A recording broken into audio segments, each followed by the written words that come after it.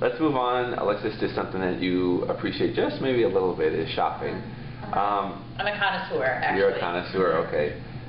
What would you say when it comes to shopping is your weakness? Is it shoes? Is it makeup, hair things? No, it's called capital sale, S-A-L-E. That is how I roll. So when I know that I don't know why, but something could not be on sale, but if you just told me that it was on sale, I'll buy it. Yeah.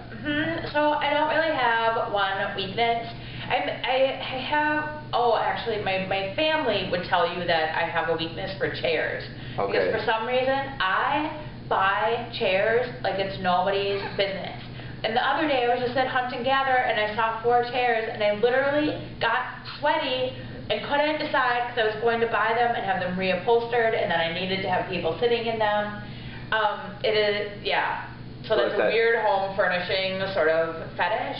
But otherwise, yes, I do consume, but I also get rid of things as much as I consume. So I have a fairly nice sized closet, but I probably clean out my closet every 3 months. Oh, that's good. Good to know. I'm a rotator. Let me ask you this. Does anybody that you know of ever pay retail? When I go to places like Macy's and some of these other, I'm like, I never, at least it appears that anybody goes, oh, okay, that's not on sale yet, but I'm going to buy it. Does that happen that often, or who are yes, those people? And it quite often happens to me as well, because I also, for as much as I love the sale, because it motivates me to get somewhere to see what I would like to buy, I also, sometimes I'm just in need and just have to get the job done, and so I know that it is not a smart use of funds. I know I'm not doing the right thing, but I just have to get it done and do it. So I think that retail and paying full price is driven by need. Yeah, that's probably true. Right now, I think that we are, and just, man, this discounting in retail right now is really, it's actually, I find it difficult to watch. Oh, I know you've talked about JCPenney's quite a bit lately. Yes.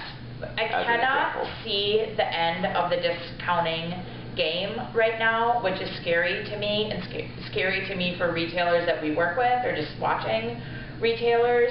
So I hope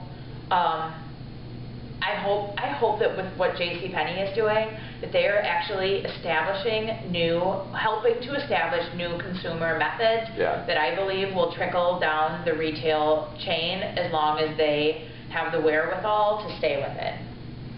Another question I asked you about, I understand that you're a big fan of glitter. Is that something from childhood, or are you just like shiny things? I would love, and I hope you keep this in there, I feel like my parents really deprived me of glitter or shiny reflective objects at some point. Okay. So, no, I don't know. It's fun. It's so fun. Like, that's the thing. Glitter. It's a creative thing. Fun. Yeah. Yes. Yeah. And why not? Yeah. I'm a girl. I think it's you have the right. lovely. Exactly. Yeah. So the more the better in my world. Another question for you, dealing with shopping, malls or boutiques, which do you prefer? I do both. Okay. I do both, but I have to give a clause. Convenience is extremely important to me. Okay. So if everything's mall under one roof, helps. Just my time is limited. I always tell people, like, I actually have a real job. Like, I have a real job, and I work probably 12 to 14 hours a day at that real job. So, like, the shopping is is definitely secondary in my life.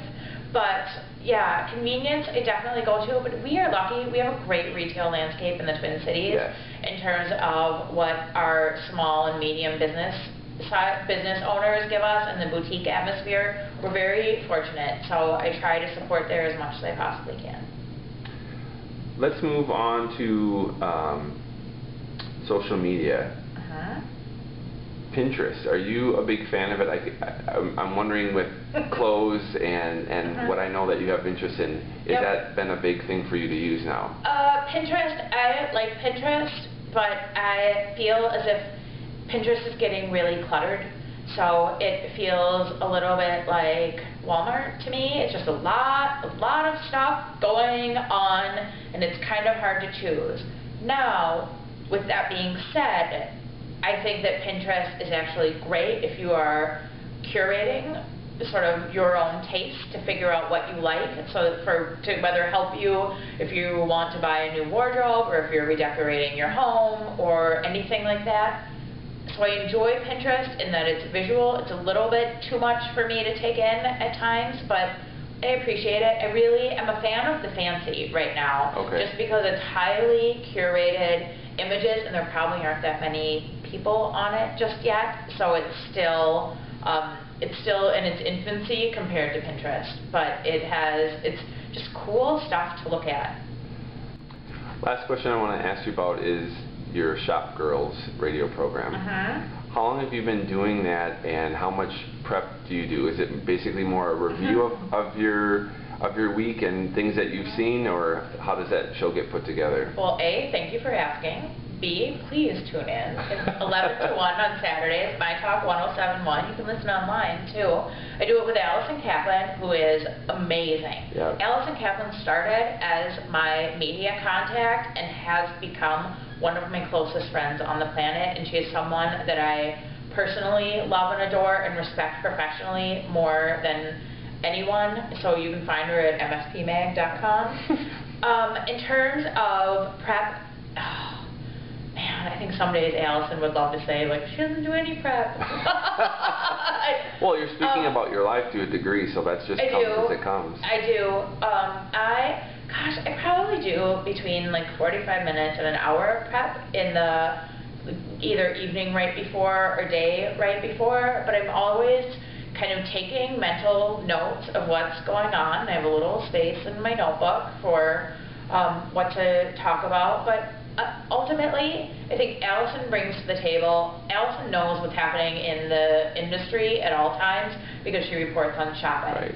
So my job is just to be the connoisseur. It says it on the website. Kind of more color commentary. Exactly. Color commentary, and sometimes I like to decipher what is happening in the shopping world. Obviously, I work in PR, so when you see that such and such is going into a store and you can't believe what they're buying, I'm like, she was paid to be there. Do I know that that's the case? No. But so I'm able to provide a little bit of behind the scenes of maybe what we're watching or looking at or being inspired by. But yeah, so in terms of prep, I probably could do more, to be honest. In terms of the content that we provide, I think people like it. We've been doing it for over 4 years, and it's fun, and I cannot believe the guests that we get. So from Andy Cohen to, Stacey London just the other week, and Teresa Giudice from the Real Housewives, which she was a doll, and then Rick Springfield, which I loved him as a kid, so that was just thrilling. Right. So yeah, it's fun. Good. Well, thanks for your time today. Appreciate your insights for Faces of Minnesota. Thank you.